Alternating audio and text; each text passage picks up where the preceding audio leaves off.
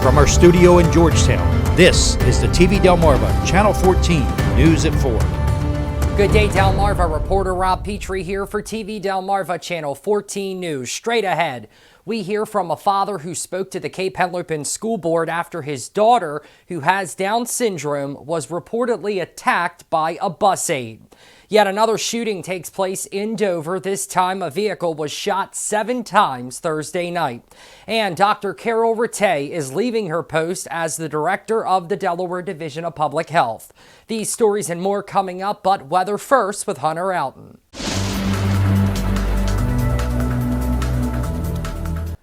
Hello, good afternoon, Delmarva. Friday is here, and we've seen all sorts of weather conditions today across the region. This morning, we started off with some fairly foggy conditions, and even our coastal locations are still seeing quite a bit of dense fog. We're seeing some rain showers across the area. We've had some very, very gray skies. The only thing we haven't seen today is the sun. No surprise. But we've also been seeing some fairly muggy conditions, too. Taking a live look outside of TV Delmarva Studios here in Georgetown. We got the gray skies. That fog that we've seen this morning has allowed to dissipate, and we're seeing some fairly muggy conditions out there. Currently 65 degrees here in Georgetown.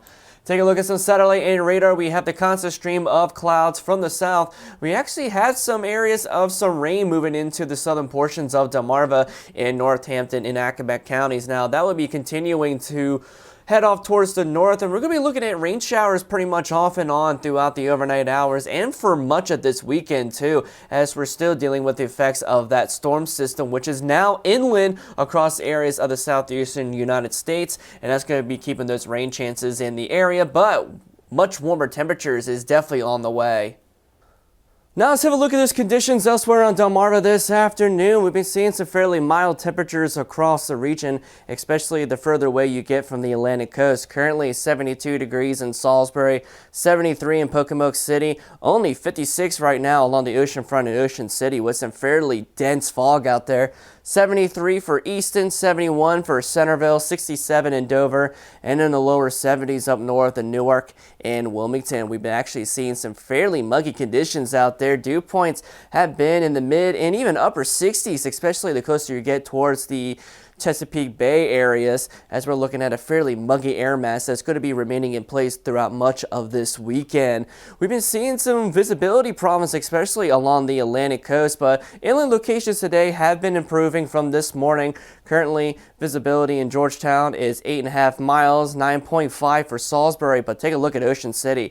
0 mile visibility, and I've actually confirmed that with the cameras out that way, and you can't see a darn thing out there, so very significant dense fog along our coastal waters area, with no surprise that we do have that dense fog advisory for the marine locations throughout much of this afternoon and evening. We've been seeing some light winds from the east and northeast, sustained about 5 to 10 miles per hour, but we have been seeing some wind gusts get over 10 in some locations, currently gusting to 13 here in Georgetown, 11 miles per hour in Ocean City, 17 for Dover, 13 in Newark, and 12 for Wilmington. Now we do have some muggy conditions throughout much of this weekend. We're still not done with those rain chances just yet, but a big warm-up is in store for next week, and I have all those details in your weekend forecast just a little bit.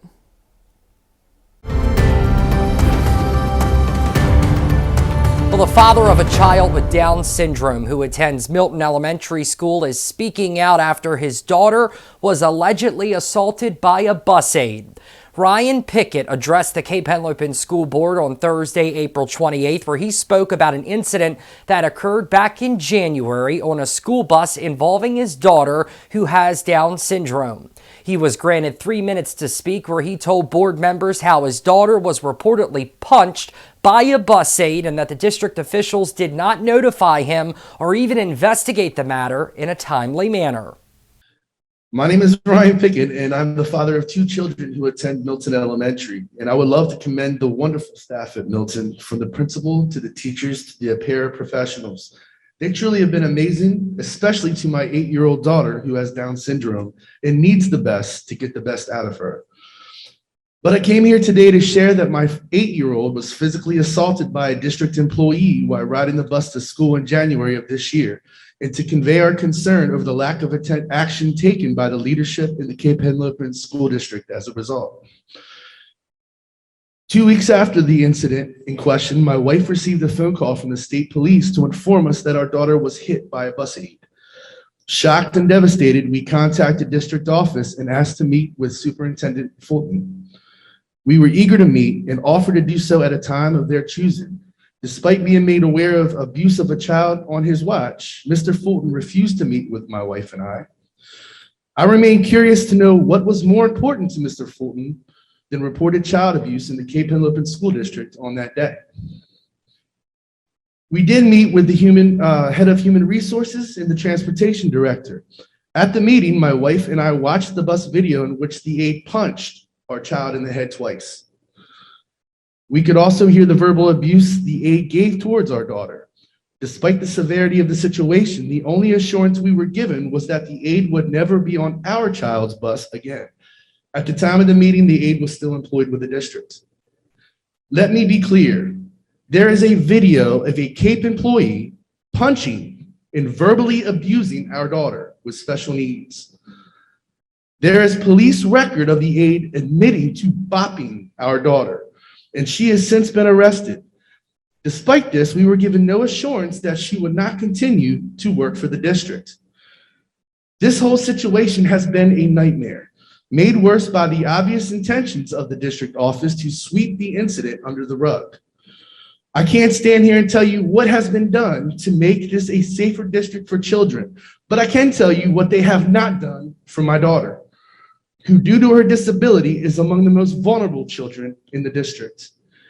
They did not investigate the incident in a timely manner, and as a result, we will never know the extent of her physical injuries resulting from the attack. They did not notify or even initiate contact with my wife and I regarding the abuse of our child. They refused to investigate further bus tapes to see if there were other incidents of abuse from the aide to our children or any other child on the bus. They did not inform my daughter's principal, teacher, or para. As a result, no one at the school was there to check on her or attempt to get her help from the school counselor, Mr. psychologist, Pickett, or that's your nurse. 3 minutes. I can finish here or with the school, with the local news. That's what you're going to have to do, sir. 3 minutes is all you have. I'll be happy to do so. Now, as you just heard, Pickett was cut off by Cape Henlopen School Board President Dr. Allison Myers, who would not allow him to finish his story. Now, interestingly enough, Dr. Myers, according to her biography on the Cape Henlopen School District website, is a former special education teacher.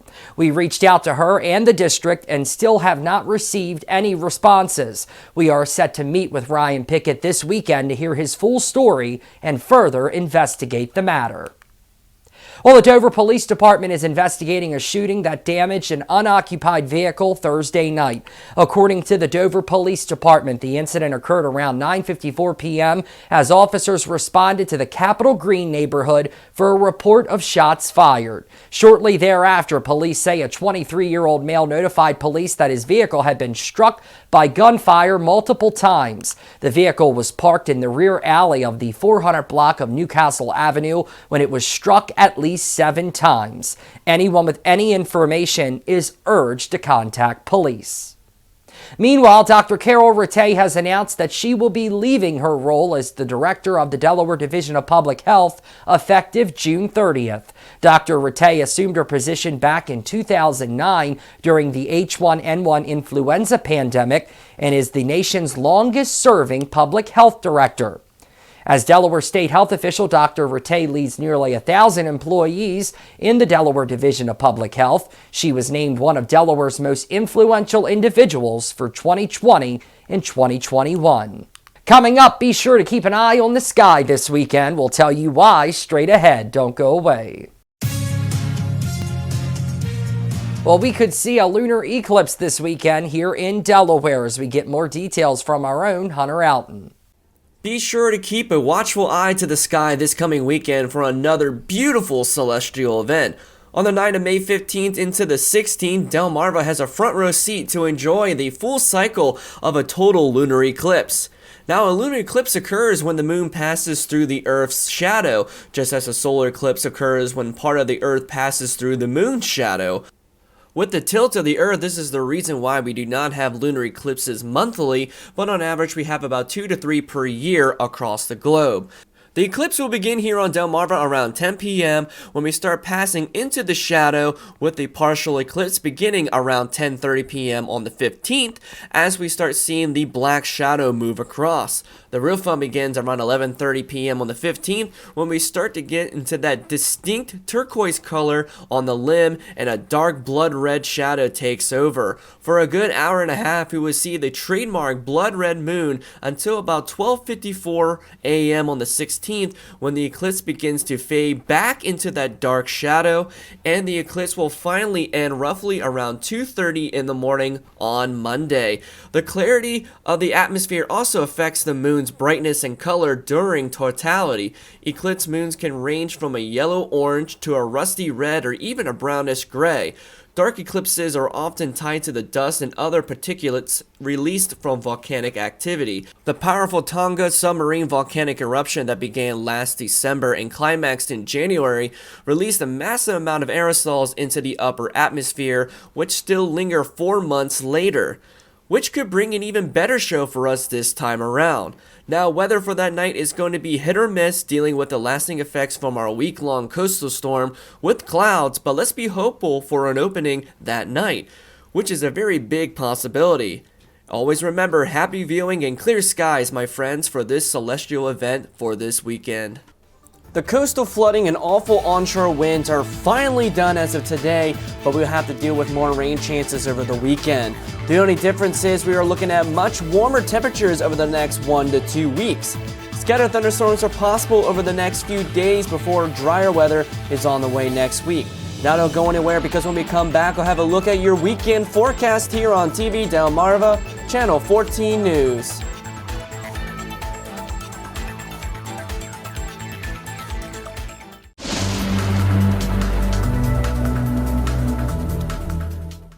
Alrighty, ladies and gentlemen, let's get right into the pinpoint forecast for this weekend. Yes, the weekend is here, but I got some good news and some bad news, but I'll get the bad news out of the way first. Unfortunately, we're still going to be dealing with some cloudy and a little bit dreary conditions as we have some rain chances going into this weekend from the same storm system. But the really good news is, especially for our coastal locations, no more strong onshore breezes, no more coastal flooding.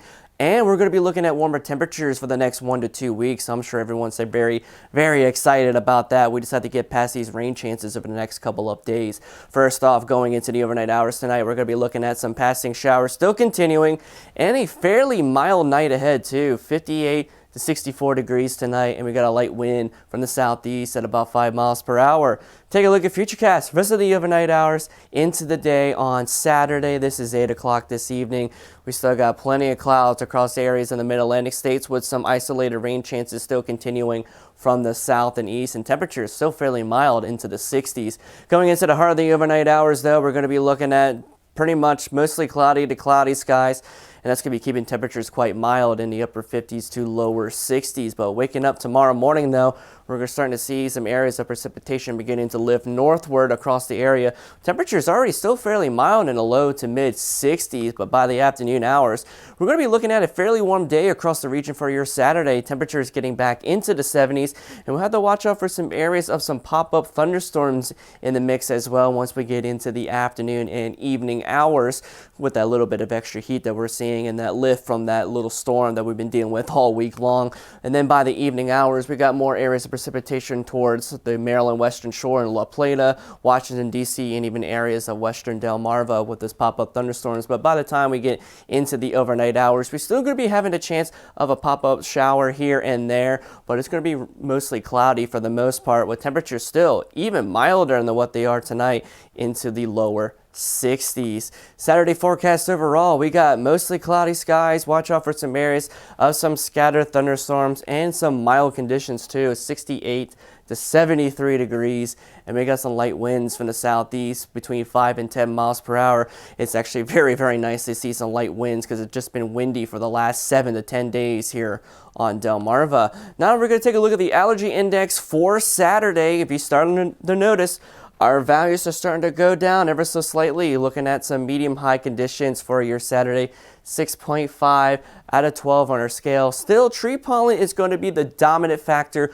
for those allergens from oak and birch trees. But we have a new one on the list now, and that is grass pollen. Is starting to show up here on the shore, but that won't be for a dominant factor until we hit to more of the summer months here on the shore. Now we're going to switch gears and take a look at the marine conditions for your Saturday. Beginning with the Atlantic, we got scattered thunderstorms, 60 degrees, winds from the southeast at 5 to 10 miles per hour with seas of 2 to 4 feet. Take a look at the Delaware Bay. We got scattered thunderstorms, 64 degrees, winds from the southeast at 5 to 10 miles per hour with seas of less than 1 foot expected. And then the Chesapeake Bay, scattered thunderstorms, even warmer at 70 degrees, winds from the southeast at about 5 miles per hour.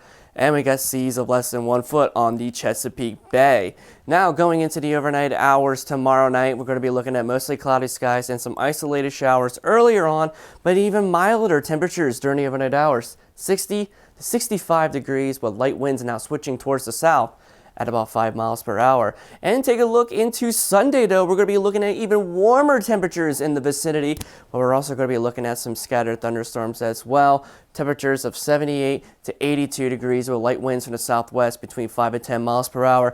Now keep in mind we do have that lunar eclipse overnight Sunday into Monday. Still a very, very difficult forecast because we are going to be having some scattered thunderstorms in the vicinity. So we're hoping for a couple breaks in the clouds to see that perfect lunar eclipse for the entire cycle for that night. So keep your fingers crossed and hopefully we can get some viewing of that lunar eclipse over the weekend. Now we take a look at that extended outlook. We got scattered thunderstorm chances Saturday, Sunday, and into Monday, but we got some very, very warm temperatures too, getting into the lower 80s for the start of the work week. We do get a break in the precipitation going into Tuesday, though, a little bit cooler into the mid and upper 70s, but we have more rain chances by Wednesday and Thursday of next week. A little bit cooler still in the low to mid 70s, but there is some big signs toward the late portions of this coming week and into next weekend, where we're going to be looking at temperatures well into the 80s, starting to feel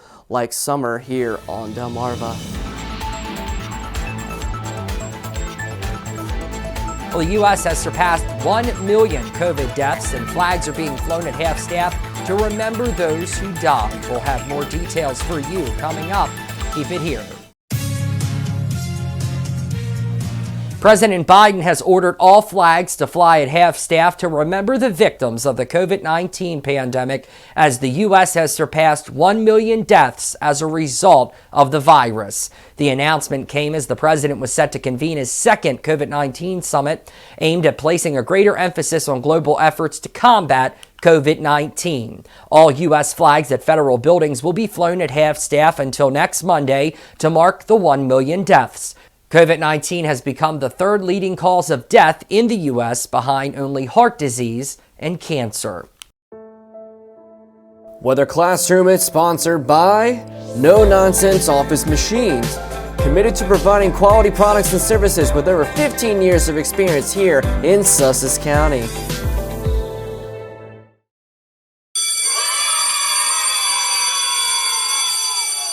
All right, ladies and gentlemen, today's weather lesson we will be talking about microbursts. A microburst is a localized column of sinking air or downdraft within a thunderstorm, and is usually less than or about equal to 2.5 miles in diameter. Microbursts can cause extensive damage at the surface, and in some instances can also be life-threatening. There are two primary types of microbursts, one being wet microbursts and two dry microbursts. We're going to be talking about the most common type, which is known as wet microbursts, which are accompanied by significant precipitation and are very common during the summer months here in the United States.